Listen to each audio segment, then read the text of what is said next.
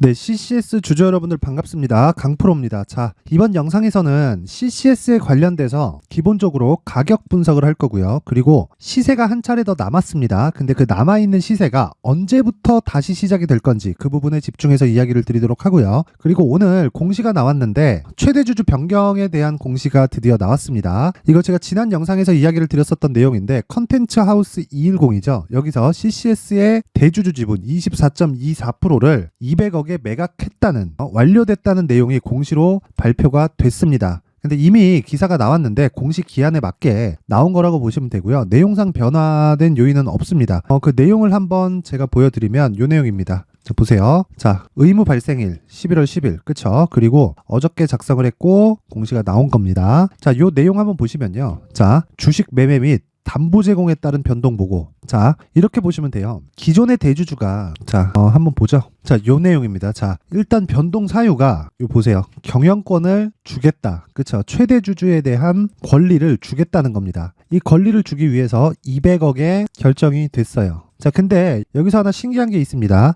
요 결정이 났을 때가 여기 CCS의 시가총액이 거의 한 2천억 정도였거든요. 근데 여기서 24%를 계산하면 그쵸? 400억에서 500억 정도예요. 근데 경영권이 있는 주식을 매각할 때는 프리미엄이 붙습니다. 그 프리미엄 없이 마이너스 프리미엄을 주고 매각을 시킨 거예요. 즉 200억을 가져간, 그쵸? 200억에 가져간 이 컨텐츠 하우스, 그쵸? 여기 컨텐츠 하우스 210이라는 데가 가져갔는데 딱 간단하게 말씀드릴게요. 200억 중에 50억이 계약금이고요. 50억이 계약금이고 나머지 150억을 대출을 받았습니다. 근데 여기서 10억을 더 받았어요. 총 160억을 대출을 받아서 CCS의 지분 24%를 매입을 했습니다. 그러면 160억을 사가는 놈, 그쵸? 컨텐츠 하우스가 신용으로 받았냐? 그게 아니에요. CCS의 지분 24%를 담보로 맡기고 담보 기간을 정했습니다. 그게 1월 9일이에요. 1월 9일. 두 달도 안 남았죠. 그쵸? 두 달 동안 160억을 빌린 겁니다. 그러면 두 달 뒤에는 이 돈을 갚아야 돼요. 만약 갚지 않으면 매각이 나옵니다. 뭐가? 주식 매각이. 그쵸? 담보권을 실행을 해야 되니까. 흔히 반대 매매라고 하죠. 그쵸? 이런 부분이 나올 수 있는 부분이 있다. 근데 200억을 기준해서 보면 대략 가격상으로 보잖아요. 한 1,300원 정도 나옵니다. 주가 기준에서. 그러면 지금 3,200원 정도 하니까 여기까지 못 내려갈 건 없죠. CCS 자체가 작전주니까. 근데 이런 상황이 있다 정도로만 알고 계시면 될 것 같고, 제가 이야기를 드리고자 하는 건 이걸 우리가 역으로 이용하자예요. 그게 뭐냐면요. 잘 들어보세요. 자, 200억을 50억의 계약금을 주고 일단 주식을 받아와서 그 주식을 담보로 160억을 더 빌려서 잔금 치르고 나머지 10억은 부대 비용이 들어갔겠죠. 뭐 세금이나 기타 등등. 그쵸? 그런 부분이 들어갔는데 생각해 봐야 될 건 160억 원어치에 대한 담보권이 설정이 되어 있고 총 주식수 대비해서 160억을 나눠서 보면 CCS의 단가, 즉 매도가 나가지 않는 단가는 거의 한 1,100원인가 1,300원인가 아마 나와요. 이거 제가 이틀 전에 계산해가지고 영상을 올려드렸는데 그 부분 한번 참고해 보시고요. 우리가 봐야 될 건 1월 9일까지 얘네가 1,300원까지 내려가지 않기 위해서 안간힘을 쓸 겁니다.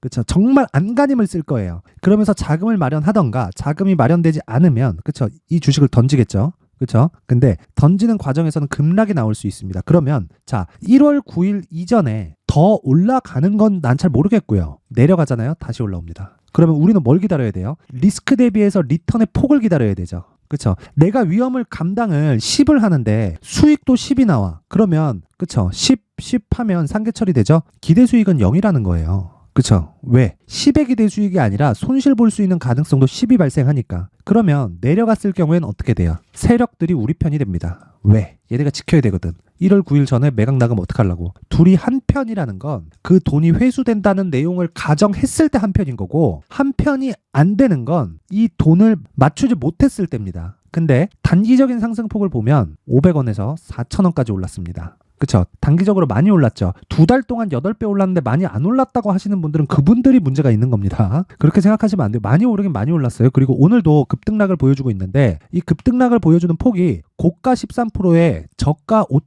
저가가 마이너스 5.3%예요. 그러면 한 20% 정도의 등락 구간이 있다. 그렇다는 건 지금 누군가는 차익을 실현하고 있다고 보시면 되는 겁니다. 그런데 여기서 중요하게 보셔야 될 건 우리는 여기서만 안 사면 되는 거예요. 딱 이 밴드를 잡아서. 자, 그러면 이쯤 돼서 제가 어떻게 CCS를 매매를 했는지를 보여드리겠습니다. 첫 번째 10월 30일 날 저는 매매를 했습니다. 그리고 저는 무조건 신고가 종목만 주구장창 매매합니다. 딱 보세요. 10월 30일 월요일입니다. 자, 저는 이 강프로의 무료 소통방에 지금 500분 정도가 함께하고 있는데 여기서 정확하게 보세요. STX 중공업, RS 오토메이션, CCS. 자, 내용 한번 보겠습니다. 8시 58분. 그쵸? 시간 10월 30일. 왜 이날 매수를 했을까요? 정확히 말씀드립니다. 신고가 종목만 매매하고요. 그리고 매물 소화 과정을 거치는 종목을 봅니다. 근데 소형주는 무조건 반등을 확인합니다. 그럼 반등을 확인하지 않고 신고가 종목을 매매하는 방법은 뭐가 있을까요? 대형주에 대한 파악이 되었을 때, 그쵸? 이 부분 반드시 기억하셔야 돼요. 그쵸? 대형주에 대한 파악이 되었을 때는 이렇게 급락 나오잖아요. 그냥 밑에 사면 돼요.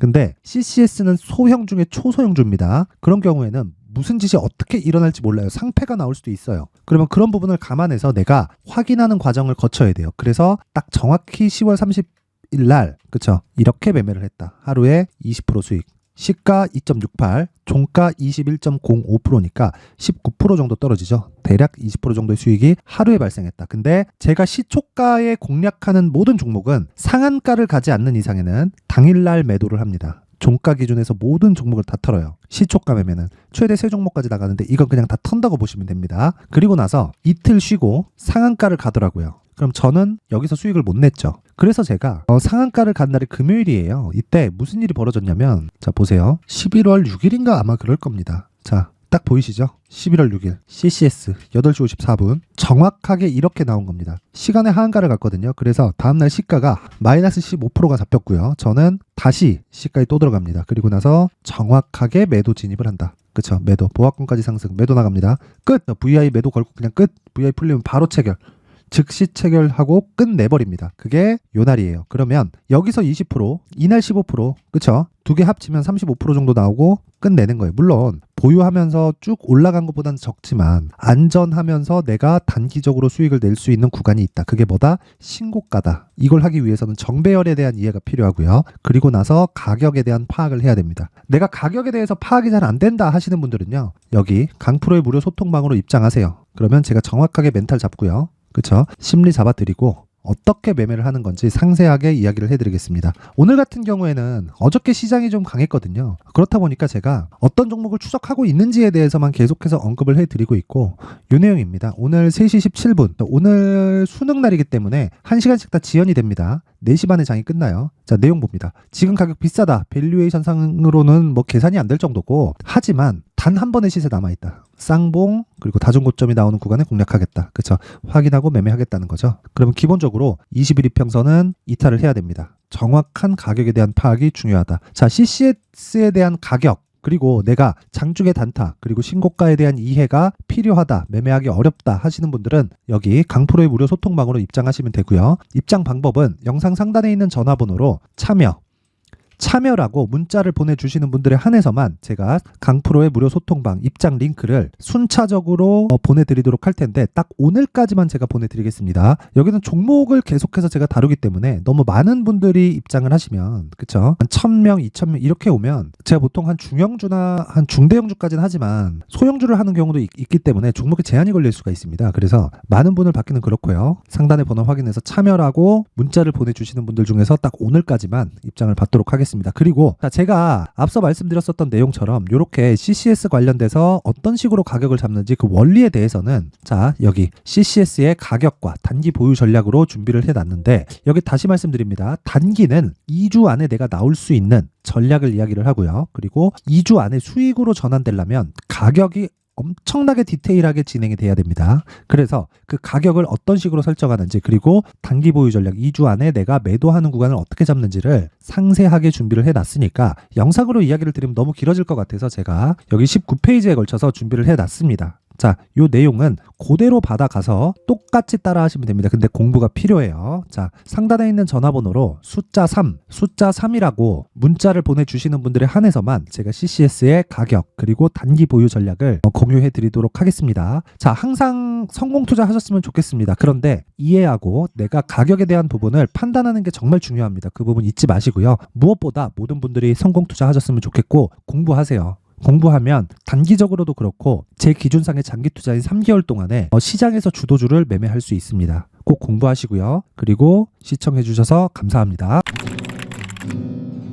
자, 이제 23년도 다 끝나가지만 매매를 하시면서 스트레스를 받으시는 분들이 있을 수 있습니다. 시장이 항상 그렇긴 하지만 그래도 제 구독자분들과 시청해주시는 분들을 위해서 앞으로 차기 주도주가 될 수 있는 대시세 종목을 준비를 해왔습니다. 단타나 짧은 수익만을 쫓다 보면요, 잦은 손절로 계좌가 망가지는 건 순식간이고요. 그만큼 수익하고는 거리가 멀어지겠죠. 장기간 유지하기가 어렵기 때문입니다. 결과적으로 주식시장에서 돈을 벌기 위해서는요, 어떤 계기를 만들어야 되는데 그 계기는 한 종목에 비중을 실어서요, 수익을 보는 것 말고는 없습니다. 쓸데없이 잦은 매매를 하지 말라는 이야기고요. 그리고 한 종목에 비중을 실을 수 있어야 된다는 겁니다. 그런데 이 비중을 실는 과정에서 성장 산업군에 대한 이해가 필요하다는 겁니다. 이 부분을 반드시 기억을 하셔야 돼요. 자, 이런 성장 산업에 대한 구조와 제가 앞서 말씀드렸던 신고가 그리고 선반영 구조에 대해서 이해를 했을 때 이런 매매를 할 수 있게 됩니다. 2월 7일 강프로의 대시세 종목으로 에코프로 매수가는 17만원 이에서 진행이 됐고요. 그리고 목표가는 50만원부터 자율 매도 구간으로 잡았죠. 예상 수익 범위가 200% 이상으로 되어 있는데 신고가 이후에 선반영 평균치가 200% 이상이기 때문에 그렇습니다. 자, 그런데 에코프로가 2차전지 양극재 기업이죠. 2차전지 양극재는 친환경이라는 범주 안에 속해 있다고 보시면 됩니다. 근데 제가 항상 이야기를 드리죠. 시세는 항상 연결된다고요. 앞으로 나올 대시세 종목도 이런 친환경이라는 성장 산업군에 포함되어 있어야 됩니다. 자, 이런 성장 산업군에 포함되어 있는 걸 확인한다면 이 내용처럼 세 가지의 공통점을 가지고 있습니다. 1년에 많은 종목이 발생하지 않고요. 그리고 세력들의 장기간 매집 구간이 확인돼야 되고, 그리고 상승하기 시작하면 평균적으로 3개월 정도의 상승 구간을 보이기는 하지만 제가 2개월이라고 작성을 해온 건 한 가지 내용 때문입니다. 한 달은 확인하는 과정이 필요하기 때문입니다. 이게 무슨 얘기냐면 성장 산업에 대한 부분 그리고 이런 공통점, 여기다가 기술적인 내용을 다 포함을 시키더라도 절대적으로 가격이 우선적으로 반영이 되는 것이기 때문입니다. 에코프로도 마찬가지예요. 장기간 하락하면서 최악의 국면을 거쳐왔고요. 이 구간에서 먼저 하락을 했다는 건 앞서 말씀드렸던 내용처럼 고가에 대한 부분이 아니라 저가, 즉 나쁜 부분을 반영한 이후에 신고가를 발생을 시켰다는 건 앞으로 좋을 부분을 반영이 되고 있다는 거죠. 그런데 본격적인 시세는 신고가 이후라고 말씀을 드렸고 지금은 매물 소화 과정을 보내고 있습니다. 앞서 말씀드린 대로 가격 먼저 분석을 끝냈죠. 그리고 나서는 정부 정책의 방향과 맞는지를 체크를 해야 되는 겁니다. 2023년 대시세 종목인 에코프로도요, 정부 정책의 방향에 맞는 종목이라고 볼 수 있겠죠. 물론 이런 종목들도요, 신고가 이후에 시세를 낸다는 건 반드시 기억하고 있어야 됩니다. 자, 이런 내용을 토대로 23년 상반기 에코프로와 같은 대시세 종목을 준비를 해왔습니다. 자, 하반기 대시세 종목은 영상 상단의 전화번호로 대시세라고 문자를 보내주시는 분들에 한해서만 공유해드리도록 할 테니까 영상 상단의 전화번호 확인해서 하반기 대시세 종목으로 큰 수익 내셨으면 좋겠습니다.